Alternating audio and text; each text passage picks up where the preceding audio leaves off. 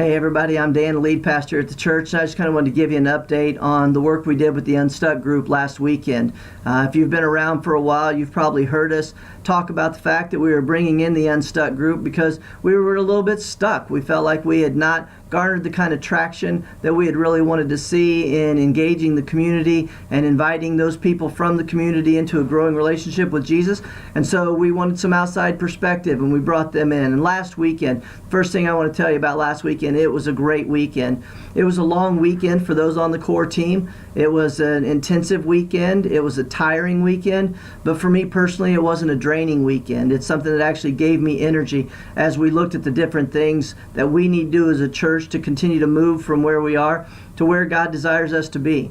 The process the Unstuck Group used, you'll see here on this chart. And the first stage is about assessing, kind of looking at where are we now, how are things going, what are we doing well, what are we not doing well, just to gain some perspective on where we are as a church. One of the things that we did in this process is we looked at turning points in the last 20 years, significant events in the life of the church over the last 20 years that have had an impact on the church.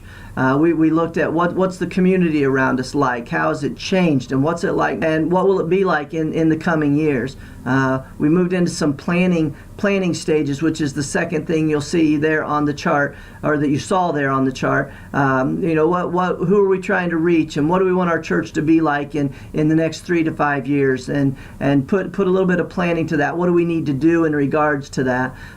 You'll see at the bottom of the chart, or you saw at the bottom of the chart, that there's a structure component. That structure component answers the question, who owns what? We're going to be talking about that more in the coming months, and this is a work, part of the work that's really done more in the future as we begin to connect the form, the structure with the function of what we do and with the strategic plan. The Unstuck Group will be back in April, and we'll talk more about that piece.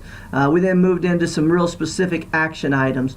We established some project teams and some project team leaders in relationship to the things that we felt and believed needed to be done to move from where we are to pursue what kind of church we want to be in 3 to 5 years. Now, here's the deal with the project teams. The action item, which you saw on that chart, the action really begins as the teams are formed and they begin the work of accomplishing the project. So if there's a project team, there actually need to be project team members. And so as we begin to explore the idea of these project teams and these things that need to be done, you may be asked to be on one of those project teams, or you may even ask to be on one of the project teams. And so that'd be a really cool thing if people were so engaged in the process that they were actually asking, what can I do to help? So anyway, that's kind of just a brief overview of what we did the weekend. We'll be communicating more about each of these areas in the coming weeks. We'll try not to drag the communication out too long for you, but we want to give you as much information as we can. Again, like I said, the Unstuck Group will be back in April, and we'll continue the work with them. And then the really cool thing is that as part of what they offer, something called All Access Coaching, which allows us to continue that working relationship along with them long after the April visit comes in. So I'm excited about the process. I'm excited about the work that we did. I'm excited about the team that was there last weekend. I can't thank them enough for their work and their time and their conversation. And so I'm really looking forward to this next run of ministry here at this church and really pursuing all that God desires for it to be.